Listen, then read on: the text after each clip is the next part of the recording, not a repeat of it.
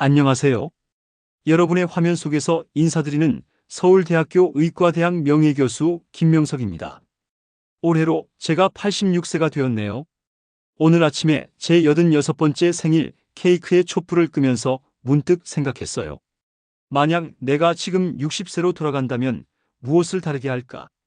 40년 넘게 의사로 일하면서 수많은 노인 환자들을 만나왔는데요. 그들의 이야기를 들으며 제가 얻은 지혜를 오늘 여러분과 나누고 싶습니다. 최근에 서울대학교 병원과 함께 75세 이상 노인 1200명을 대상으로 설문조사를 했어요. 그런데 정말 놀라운 결과가 나왔습니다. 응답자의 무려 89%가 60세로 돌아간다면 지금과는 완전히 다르게 살겠다고 답했거든요. 왜 하필 60세였을까요? 여러분도 궁금하시죠? 의학적으로 60세는 골든 에이지라고 불립니다. 아직 건강을 되돌릴 수 있는 마지막 기회이면서 앞으로 20-30년의 삶의 질을 결정하는 중요한 시기예요. 지금 50대이신 분들, 여러분에게는 아직 기회가 있습니다. 60대이신 분들, 아직 늦지 않았어요. 70대, 80대이신 분들도 지금부터 변화를 시작하면 남은 인생이 달라질 수 있습니다. 오늘 제 이야기를 끝까지 들어주시면 여러분은 평범한 노년이 아닌 행복한 노년을 살 수 있는 구체적인 방법을 알게 되실 거예요. 특히 네 번째 비밀은 절대 놓치지 마세요. 이것만 알아도 여러분의 노후가 180도 달라질 수 있어요. 자, 이제 86세 의사인 제가 60세로 돌아간다면 절대로 놓치지 않을 7가지 비밀을 하나씩 말씀드리겠습니다. 첫 번째 비밀, 노년의 건강은 60대의 선택에서 시작됩니다. 작년에 진료실에서 만난 82세 박상훈 씨가 제게 이런 말을 했어요. 선생님, 내가 지금 이렇게 아픈 것은 60대 때의 건강을 방치한 탓입니다. 그의 침대 옆 테이블에는 무려 14종류의 약이 놓여 있었어요. 아침, 점심, 저녁으로 나눠져 있었는데 한 번에 7알씩 먹고 있더라고요. 하루에 약을 3번 먹는데 한 번에 7알씩 먹어요. 이제는 약 없이는 하루도 살 수 없습니다. 박상훈 씨는 60대 초반까지만 해도 건강했어요. 회사 건강검진에서도 별다른 이상이 없으니 걱정 말라는 말을 들었대요. 그런데 괜찮겠지라는 생각이 그를 병상에 눕게 했습니다. 여러분, 의학적 연구 결과에 따르면 60대의 생활 습관이 향후 20년의 건강 상태를 85%나 좌우한다고 합니다. 이것이 바로 60대 결정의 법칙이에요. 서울대학교 노년의학연구소가 발표한 논문을 보면 60대에 시작된 근감소증은 매년 1.5%씩 근육량을 감소시킨다고 해요. 10년이면 무려 15%의 근육이 사라지는 거예요. 그런데 이게 왜 중요하냐면 근육이 줄어들면 기초대사량이 떨어지고 혈당 조절 능력이 감소하며 면역력도 약해지거든요. 더 충격적인 것은 75세 이상 노인 중 낙상으로 인한 사망률이 매년 증가하고 있는데 이들 중 80%가 60대에 근력 운동을 하지 않았다는 점이에요. 낙상이 노인 사망의 주요 원인 중 하나라는 것 아셨나요? 하지만 희망적인 사례도 있어요. 86세에도 매일 OKM을 걷는 김정호 할아버지의 이야기를 들려드릴게요. 선생님, 60살 때 심장마비로 쓰러졌어요. 의사가 생활 습관을 바꾸지 않으면 5년을 넘기기 힘들다고 경고했죠. 그때 정말 겁이 났어요. 그래서 생활 습관을 완전히 바꿨어요. 매일 걷기, 식이요법, 규칙적인 수면. 그 덕분에 25년 넘게 약 없이 살고 있습니다. 김정호 할아버지의 사례는 60대 결정의 법칙을 완벽하게 증명합니다. 60대의 선택이 남은 인생을 결정한 거죠. 여러분, 노년내과 전문의로서 제가 가장 효과적이라고 생각하는 5가지 습관을 소개해 드릴게요. 이건 정말 중요해요. 메모하셔도 좋습니다. 하루 30분 걷기, TV 보는 시간 30분만 줄이고 걷기에 투자하세요. 연구 결과 꾸준한 걷기 운동만으로도 치매 위험이 37% 감소합니다. 37%예요. 이건 어떤 약보다도 효과적입니다. 하루 2리터의 물 마시기, 아침에 일어나서 한 잔, 식사 때마다 한 잔, 그리고 중간중간 마시면 쉽게 달성할 수 있어요. 신장질환 예방 효과가 41%에 달합니다.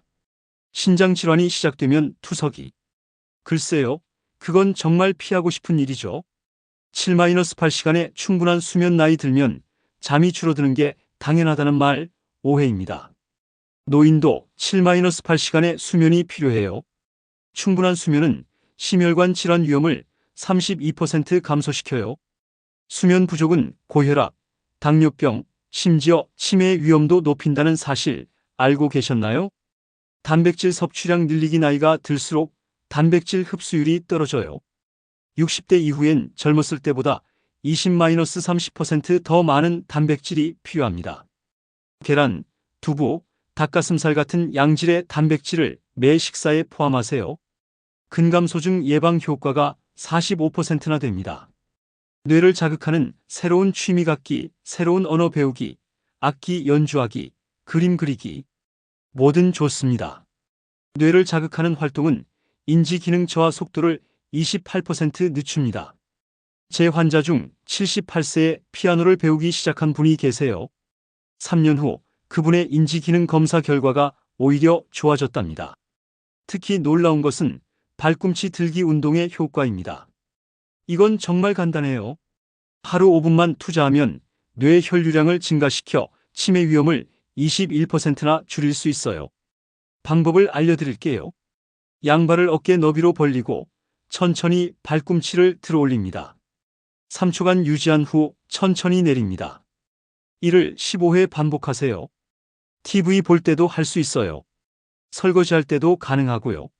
정말 간단하죠?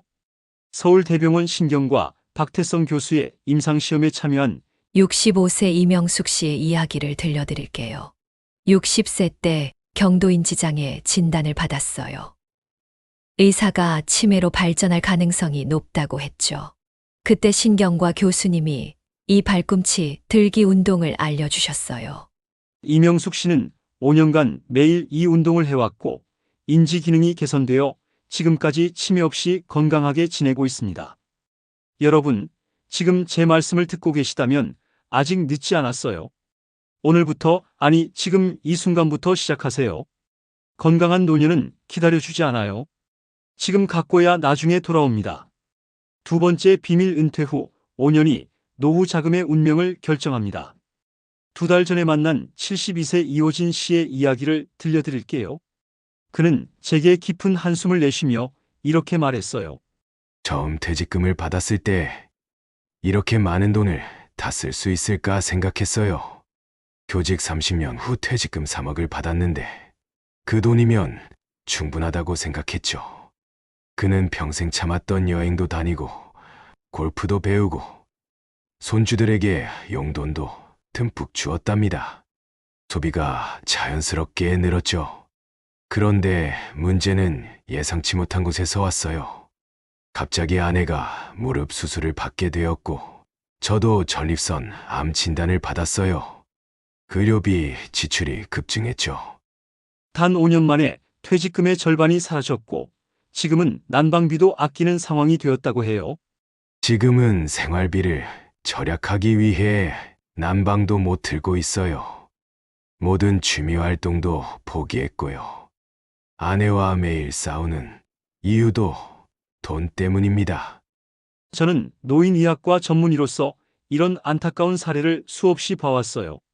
국민연금공단의 충격적인 조사 결과에 따르면 퇴직금 3억 이상 받은 은퇴자의 절반 이상이 10년 내에 경제적 어려움을 겪는다고 합니다. 여러분, 이게 현실이에요. 가장 위험한 시기가 바로 퇴직 후 5년이에요. 은퇴자산관리 전문가 남현주 씨는 퇴직 직후 5년이 노후 자금의 생존을 결정하는 골든타임. 이라고 강조합니다.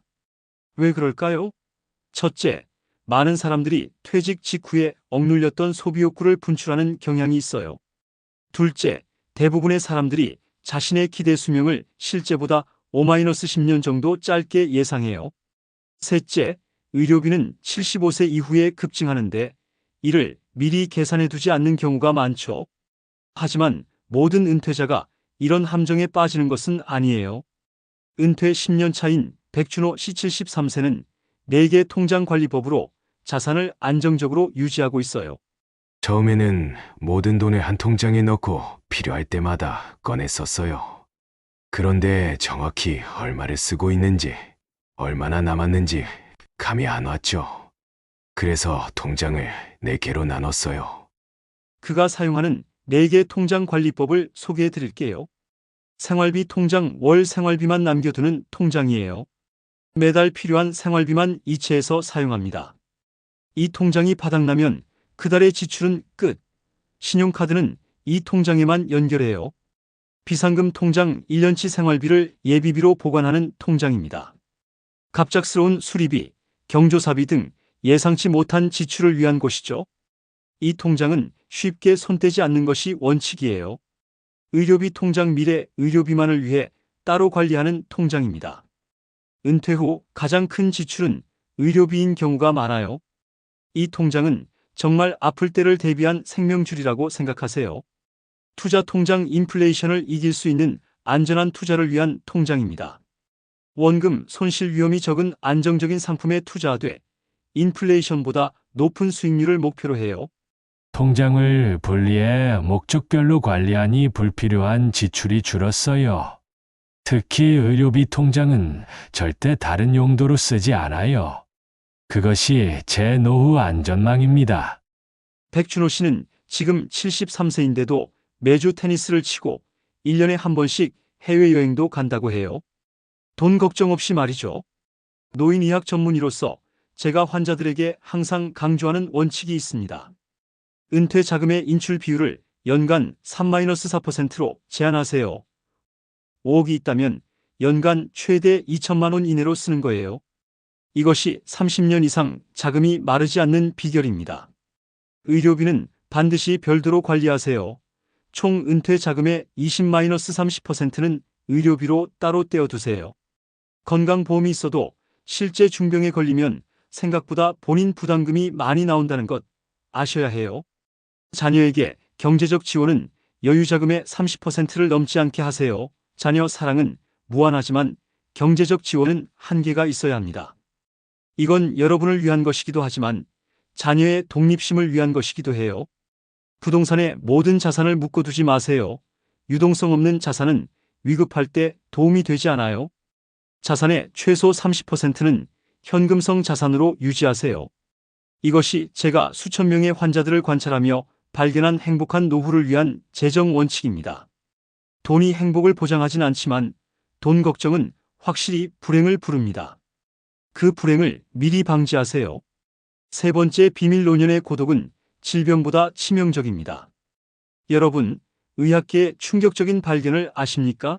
노인의 고독감은 심장병, 비만보다 수명에 더 나쁜 영향을 미친다는 거예요. 브리거명 대학교의 연구에 따르면 고독은 사망률을 45%나 증가시킵니다. 이는 담배 15개비를 매일 피우는 것과 맞먹는 수준이에요. 정말 무서운 일이죠. 78세 김미영 씨의 이야기를 들려드릴게요. 그녀의 창밖으로 붉은 노을이 지고 있지만 집안은 어둡기만 합니다. 그녀는 전화기만 바라보고 있어요. 오늘도 아이들은 전화가 없네. 김미영 씨는 남편과 사별 후 외로움을 견디지 못해 자녀들에게 의존했습니다. 처음에는 매일 전화하고 주말마다 방문해달라고 요구했어요. 자녀들도 처음에는 어머니의 요구에 응했지만 점점 부담을 느끼기 시작했죠. 엄마, 우리도 바빠요. 매일 전화하라고 하면 부담돼요. 결국 자녀들은 연락을 피하기 시작했고 김미영 씨의 외로움은 더 깊어졌어요. 내가 아이들의 삶을 숨 막히게 하고 있었다는 걸 너무 늦게 깨달았습니다. 내 외로움을 해결하려고 아이들에게 짐을 지웠던 거예요. 노년의 고독에 대한 두려움은 많은 노인들이 자녀에게 과도하게 의존하게 만듭니다. 그러나 이는 오히려 관계를 악화시키는 결과를 가져와요. 의존적인 관계는 결국 양쪽 모두를 지치게 하거든요. 반면 고독을 잘 다루는 법을 배운 81세 서민정 할머니의 이야기는 우리에게 희망을 줍니다. 남편이 떠난 후 처음 1년은 정말 힘들었어요. 하루 종일 울기만 했죠. 그러다 깨달았어요. 외로움이 나를 죽이고 있다는 걸.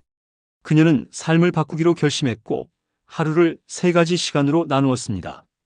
만남의 시간, 의미 있는 관계를 위한 시간이에요. 가족뿐 아니라 친구, 이웃, 봉사활동을 통해 만난 사람들과의 시간을 포함합니다. 중요한 건 양이 아니라 질이에요. 짧은 만남이라도 진정한 교류가 있다면 외로움을 크게 줄일 수 있어요. 성장의 시간, 새로운 것을 배우는 시간입니다. 서민정 할머니는 81세에 스마트폰 사용법을 처음부터 배웠어요. 지금은 손주들에게 유튜브 영상을 추천해 줄 정도랍니다. 배움에는 나이가 없어요. 새로운 것을 배울 때마다 뇌가 젊어지는 느낌이에요. 고독의 시간, 자신을 돌아보는 시간이에요. 명상, 독서, 일기 쓰기 등을 통해 혼자 있는 시간을 가치 있게 만드는 법을 배운 것이죠. 이제는 혼자 있는 시간이 두렵지 않아요. 오히려 그 시간이 제 삶의 깊이를 더해줍니다. 여러분, 서민정 할머니는 외로움과 고독은 다르다고 말합니다. 외로움은 누군가를 그리워하는 부정적인 감정이지만 고독은 자신과 깊이 만나는 긍정적인 시간이 될 수 있다는 거죠. 노인 심리학자들이 제안하는 고독을 이기는 3가지 방법을 소개해 드릴게요. 자신만의 취미 갖기. 취미는 삶의 의미와 목적을 부여합니다. 그림 그리기, 정원 가꾸기, 요리하기. 무엇이든 좋아요. 중요한 건 그 활동이 여러분에게 기쁨을 준다는 것입니다. 제 환자 중 한 분은 75세에 도예를 시작해서 지금은 작은 전시회도 여는 수준이 되셨어요. 작은 모임에 정기적으로 참여하기. 규모가 크지 않아도 괜찮아요. 주 2회 이상의 사회적 교류는 우울증 위험을 낮춘다는 연구 결과가 있어요. 아파트 주민 모임, 교회나 성당의 소모임, 동네 독서 클럽. 정기적으로 만나는 곳이 있다는 것 자체가 중요합니다. 봉사활동 참여하기. 다른 사람을 돕는 활동은 삶의 만족도를 높이고 우울감을 크게 감소시켜요. 지역 도서관에서 책 읽어주기, 복지관에서 음식 나눠주기, 경로당에서 말벗 되어주기. 이런 활동은 여러분의 삶에 목적과 의미를 부여합니다.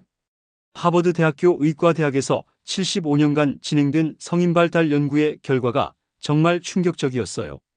행복한 노년의 가장 큰 결정 요인은 건강이나 부가 아니라 관계의 질이었습니다. 이 점을 꼭 기억하세요. 고독을 두려워하지 마세요. 그것을 친구로 만드는 법을 배우세요. 관계는 양이 아니라 질입니다. 한두 명의 진정한 친구, 솔직하게 소통할 수 있는 가족 관계가 수십 명의 얕은 인맥보다 훨씬 값진 거예요. 4번째, 비밀 부모 희생 증후군을 피하세요.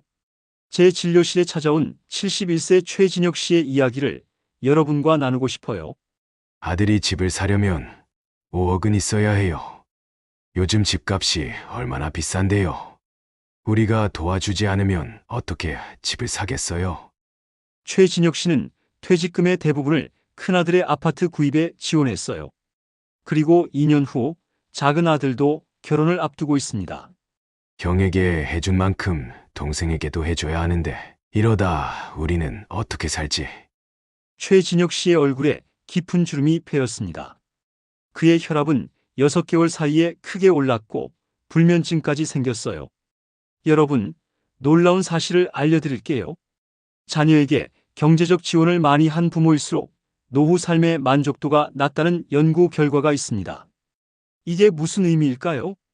자녀에게 과도하게 경제적 지원을 하는 부모들은 흔히 부모 희생 증후군을 겪게 됩니다. 자녀를 위해 자신의 노후를 희생한 후 깊은 후회와 불안에 빠지는 것이죠.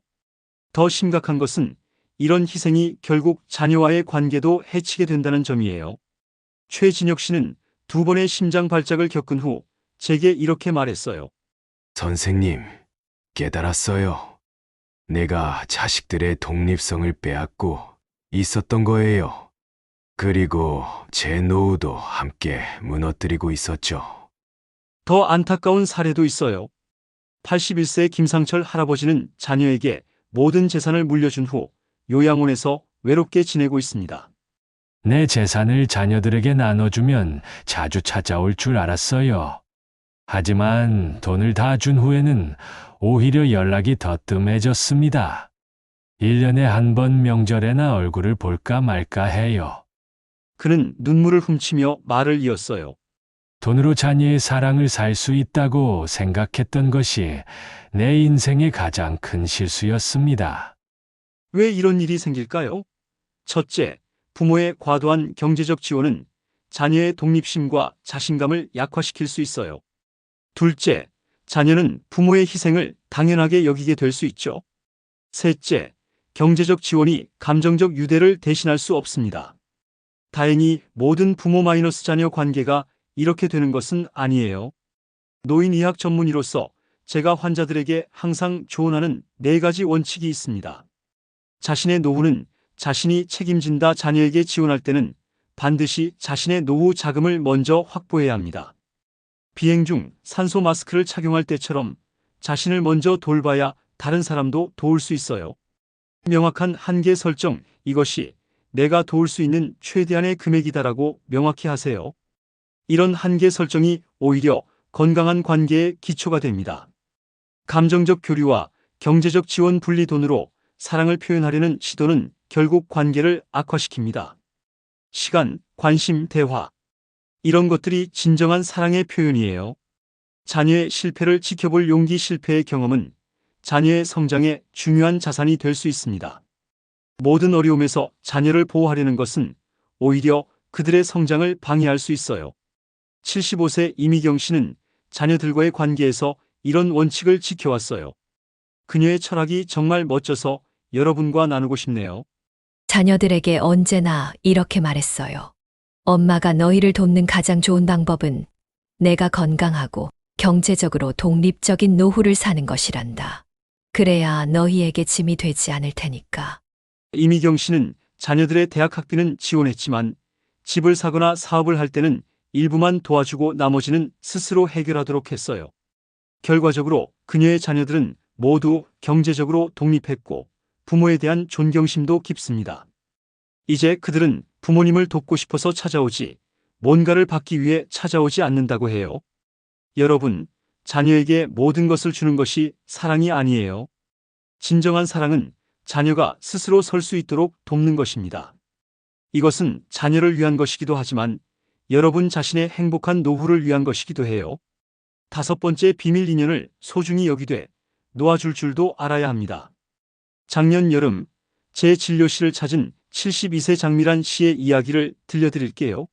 선생님, 40년 넘게 살아온 남편인데 이제는 서로 볼 때마다 짜증만 납니다. 같이 있으면 숨이 막혀요. 이혼하고 싶은데 이 나이에 이혼한다고 하면 주변에서 뭐라고 할지. 장미란 씨의 고민을 들으며 저는 많은 노년 부부들이 겪는 어려움을 떠올렸어요. 노년의 부부 관계는 생각보다 복잡합니다. 은퇴 후 함께 보내는 시간이 갑자기 늘면서 갈등이 증폭되는 경우가 많거든요. 의학계에서는 이를 리타이어먼트 신드롬이라고 부릅니다. 평생 일하느라 서로를 깊이 알 기회가 없었던 부부가 갑자기 24시간을 함께 보내며 발생하는 심리적 충돌 현상이죠. 남편은 직장에서, 아내는 가정에서 각자의 영역이 있었는데 은퇴 후에는 그 경계가 무너지면서 갈등이 생기는 거예요. 장미란 씨의 남편 김영수 씨 75세를 따로 만났을 때 그도 비슷한 고민을 털어놓았어요. 퇴직 전에는 아침에 출근하고 저녁에 들어오면 그만이었어요. 서로 할 일이 있었죠. 그런데 이제는 하루 종일 마주 보고 있으니 모든 게 눈에 거슬립니다. 아내가 밥 먹는 소리, TV 보는 방식까지 40년 동안 몰랐던 부분들이 갑자기 다 보이는 거예요. 어떤 분은 이런 말씀을 하시더군요. 결혼 서약에 죽음이 우리를 갈라놓을 때까지라고는 했지만 그게 30년이나 걸릴 줄은 몰랐어요. 노인의학과 전문의로서 수많은 노년 부부들을 상담해온 경험을 바탕으로 제가 추천하는 3가지 원칙이 있습니다. 독립적인 공간과 시간 확보, 같은 집에 살더라도 각자의 취미와 활동을 존중하세요. 하루 중 몇 시간은 각자의 시간으로 정해두는 것이 좋아요. 남편은 산책을, 아내는 친구 만나기를 할 수 있겠죠.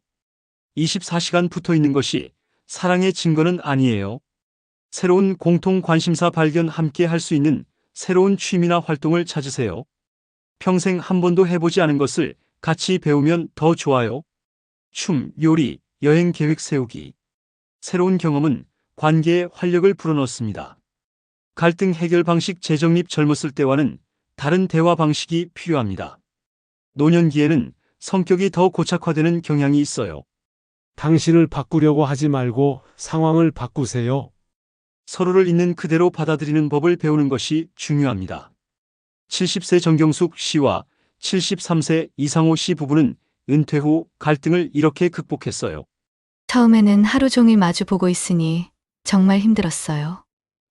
작은 습관 하나하나가 다 신경 쓰이더라고요. 그래서 각자 자원봉사 활동을 시작했어요. 남편은 도서관에서, 저는 초등학교에서요. 그리고 저녁에 만나서 서로의 하루를 나누는 시간을 가졌죠. 그들은 이런 변화 후 관계가 오히려 더 깊어졌다고 말합니다. 각자의 공간과 이야기가 생기니 대화할 거리도 풍성해지고 서로를 더 소중하게 여기게 되었다고 해요. 하지만 솔직히 말씀드리면 때로는 관계를 끝내는 것이 최선일 수도 있어요. 76세 박영미 씨는 50년 결혼 생활 끝에 이혼을 결정했습니다. 주변의 많은 만류에도 불구하고요. 평생 아이들 때문에 참았어요. 남편의 외도, 무시, 심지어 폭언까지. 하지만 이제 아이들도 다 컸고 제 인생에서 남은 시간은 얼마 없잖아요. 그 시간만큼은 행복하게 살고 싶었습니다. 놀랍게도 그녀는 이혼 후 오히려 건강이 좋아졌다고 해요. 혈압이 정상화되고 불면증도 사라졌습니다. 이제는 작은 아파트에서 반려견과 함께 지내며 도자기 교실도 다니고 오랜만에 미술관도 가고 친구들과 여행도 자주 간다고 합니다. 노년의 이혼이 증가하고 있지만 이것이 꼭 비극적인 것만은 아닙니다. 때로는 새로운 시작이 될 수 있어요. 중요한 것은 자신의 행복을 먼저 생각하는 것입니다. 인연을 소중히 여기되 놓아줄 줄도 알아야 해요. 그것이 진정한 자유와 행복의 시작일 수 있습니다.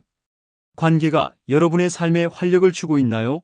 아니면 에너지를 빼앗아가고 있나요? 이 질문에 정직하게 답해 보세요. 6번째 비밀 노년의 행복은 소유가 아닌 존재에서 옵니다. 몇 달 전 말기암으로 입원 중인 78세 윤재호 회장님을 찾아갔어요. 병상에 누워 계신 그분이 제게 이런 말씀을 하셨습니다. 의사 선생님, 제가 평생 모은 재산은 30억이 넘습니다. 하지만 지금 이 병실에서 그 돈이 무슨 소용이 있나요? 이 통증을 없애주나요? 제게 더 많은 시간을 줄 수 있나요? 그는 대기업 임원 출신으로 은퇴 후에도 부동산 투자로 막대한 부를 쌓았습니다. 하지만 건강을 잃자 그 모든 것이 무의미해졌어요. 제가 호스피스 병동에서 임종을 앞둔 노인 100명을 대상으로 실시한 설문조사 결과 대부분이 이렇게 대답했습니다. 화려한 성공보다 일상의 소중함을 놓친 것을 가장 후회합니다. 79세 박명희 씨의 이야기는 특히 기억에 남아요. 그녀는 대학 교수로 일하며 학문적 성취를 이루었지만 갑작스러운 뇌졸중 후 많은 것을 깨달았다고 합니다. 50대까지 나는 끊임없이 무언가를 성취하려고 했어요. 더 많은 논문, 더 높은 지위, 더 넓은 집. 그런데 병상에 누워 천장만 바라보며 생각했죠. 내가 정말 살고 싶었던 소중한 순간들은 따로 있었던 건 아닐까? 그녀의 목소리가 부드러워졌습니다. 행복은 아침에 창문으로 들어오는 햇살, 조용히 마시는 커피 한 잔, 반려견과의 산책, 손주의 웃음소리. 이런 작은 순간들 속에 있었다는 것을 이제야 깨달았어요. 명예, 부호, 성공. 이런 것들이 행복의 전부는 아니라는 걸 나이가 들수록 더 실감하게 됩니다. 제가 노인의학 연구를 통해 발견한 행복한 노인들의 공통점은 다음과 같아요. 소유보다 존재에 집중합니다. 물질적 풍요보다 의미 있는 경험과 관계를 중요시합니다. 갖는 것보다 경험하는 것과 누구와 함께 하는가에 더 가치를 둡니다. 매일 감사일기를 씁니다. 연구에 따르면 매일 3가지 감사한 일을 적는 습관은 행복감을 23% 높이고 우울감을 31% 감소시킵니다. 작은 감사함이 모여 삶의 만족도를 크게 높인다는 사실, 과학적으로 입증되었어요. 작은 행복을 찾는 습관이 있습니다. 큰 성취가 아니라 일상의 소소한 즐거움에 의미를 부여합니다. 아침 산책, 정원 가꾸기, 좋아하는 음악 듣기. 이런 작은 행복들이 모여 삶의 질을 높입니다. 86세 장수 할머니로 유명한 유옥순 할머니를 아마 TV에서 보신 분들도 계실 거예요. 그녀는 이렇게 말했습니다. 인생에서 가장 큰 행복은 바로 지금 이 순간을 온전히 사는 것입니다. 과거에 대한 후회나 미래에 대한 걱정으로 오늘을 망치지 마세요. 유옥순 할머니는 30년간 매일 아침 감사일기를 써오셨어요. 그 내용이 너무 소박해서 처음엔 놀랐습니다. 오늘 아침에 일어날 수 있어서 감사합니다. 따뜻한 밥 한 끼 먹을 수 있어서 감사합니다. 예쁜 꽃을 볼 수 있어서 감사합니다. 이렇게 작은 것들에 감사하다 보면 하루가 행복으로 가득 차게 됩니다. 라고 그녀는 말했죠. 노년학 연구에서는 행복에 이르는 3가지 단계가 있다고 말합니다. 수용 자신의 나이와 현재 상태를 있는 그대로 받아들이기. 늙어가는 것을 부정하거나 두려워하는 대신 그것을 인생의 자연스러운 과정으로 받아들이는 것이 중요합니다. 감사 매일의 작은 축복에 감사하는 마음 갖기. 잃은 것을 세는 대신 가진 것을 세는 습관이 중요해요. 아직 움직일 수 있는 몸, 볼 수 있는 눈, 들을 수 있는 귀. 이 모든 것이 축복입니다. 기여 타인과 사회에 작은 기여를 통해 의미 찾기. 다른 사람에게 도움이 되는 일은 자신의 존재 가치를 확인하게 해주고 삶의 목적을 부여합니다. 76세 정희원 씨는 70세에 동화작가로 데뷔했어요. 평생 초등학교 교사로 일하면서 마음 한구석에 품었던 꿈이었죠. 평생 꿈꿔왔던 일이었어요. 은퇴 후에 비로소 제 꿈을 이룰 수 있었죠. 지금까지 7권의 동화책을 출간했고 아이들에게 책 읽어주는 봉사활동도 하고 있어요. 매일 아침이 기대됩니다. 여러분, 행복은 거창한 성취나 물질적 풍요가 아닌 지금 이 순간을 온전히 느끼고 감사하는 마음에서 시작됩니다. 행복은 멀리 있지 않아요. 바로 여러분의 일상 속에 작은 순간들 속에 있습니다. 7번째 비밀 삶의 마지막 순간에 후회하지 않기 위한 선택. 요양병원 창가에 앉아있는 박민우 할아버지의 눈에는 깊은 후회가 담겨 있었어요. 제가 그의 주치의로 10년 넘게 진료해오면서 그의 건강 상태보다 더 가슴 아픈 것은 그의 눈빛에 서린 후회였습니다. 내가 지금 83살이 아니라 60살로 돌아갈 수 있다면 난 모든 걸 다르게 했을 텐데. 저는 그에게 물었어요. 할아버지, 그때 무엇을 알고 계셨는데 실천하지 못하셨나요? 박민우 할아버지는 떨리는 손으로 자신의 일기장을 꺼냈어요. 일기장은 낡고 바랬지만 그 안에 적힌 글씨는 선명했습니다. 첫 페이지에는 이런 문장이 적혀 있었어요. 60살로 돌아간다면 나는 이 7가지만큼은 무조건 다르게 하리라. 그의 목록을 보며 저는 많은 생각이 들었습니다. 제가 의사로서 호스피스 병동에서 25년간 일해온 간호사 김현숙 씨와 함께 기록해온 자료를 보면 임종을 앞둔 환자들이 가장 많이 하는 후회는 다음과 같아요. 다른 사람의 기대에 맞추려고 내 꿈을 포기한 것. 남들이 원하는 대로 살았지. 얘가 원하는 대로 살지 않았어요. 많은 분들이 가족, 사회, 직장의 기대에 맞추느라 자신의 꿈을 포기했다고 말씀하세요. 일에 너무 많은 시간을 쏟은 것. 회사에서는 나를 기억하지 못해도 내 가족은 나의 빈자리를 영원히 기억할 거예요. 일과 가정의 균형을 못 찾은 것을 후회하는 분들이 많았어요. 내 감정을 솔직하게 표현하지 못한 것. 사랑한다는 말, 미안하다는 말, 고맙다는 말. 더 자주 할 걸. 감정 표현을 아끼다가 기회를 놓친 것을 후회하는 분들이 많았습니다. 친구들과의 관계를 소홀히 한 것. 젊을 때 바쁘다는 핑계로 친구들을 만나지 않았는데 나이 들어 외로움을 느낄 때 찾을 친구가 없다는 걸 알았어요. 인간관계를 지속적으로 관리하지 않은 것을 후회하는 분들이 많았습니다. 나 자신에게 더 행복할 수 있는 선택을 허락하지 않은 것. 항상 나중에 은퇴하고 여유가 생기면이라고 미뤘어요. 그런데 그 시간은 결코 오지 않았죠. 행복을 미루다가 기회를 놓친 것을 후회하는 분들이 많았어요. 평생을 회사 임원으로 일했던 김용식 할아버지의 이야기는 특히 기억에 남습니다. 임종 직전 가족들에게 이런 말을 남겼어요. 내가 60살 때 회사에서 명예퇴직을 제안했을 때 그걸 받아들이고 평생 하고 싶었던 여행을 다녔어야 했는데 2년만 더 일하면 더 많은 퇴직금을 받을 거라는 생각에 그러지 못했어. 그런데 그 2년이 5년이 되고 5년이 10년이 됐지. 결국 건강을 잃고 여행은 꿈도 꿀 수 없게 됐어. 그는 마지막 숨을 내쉬기 전 이런 말을 남겼습니다. 돈을 벌기 위해 시간을 쓰는 것보다 시간을 사기 위해 돈을 쓰는 법을 더 일찍 배웠어야 했어. 노인의학 전문의로서 저는 환자들에게 늘 이런 질문을 던집니다. 당신이 오늘 삶의 마지막 날이라면 무엇을 가장 후회하게 될까요? 그리고 그 답변을 통해 지금 바꿀 수 있는 것들을 찾아보라고 권합니다. 여러분도 잠시 생각해 보세요. 만약 오늘이 여러분 인생의 마지막 날이라면 무엇이 가장 후회될까요? 그리고 그것을 지금 바꿀 수 있는 방법은 없을까요? 제가 수천 명의 노인 환자들을 만나면서 깨달은 3가지 실천법을 나누고 싶습니다. 오늘 하루 행복할 수 있는 작은 선택을 하세요. 좋아하는 음악 듣기, 오래된 친구에게 전화하기, 가족과 대화하기, 공원에서 산책하기.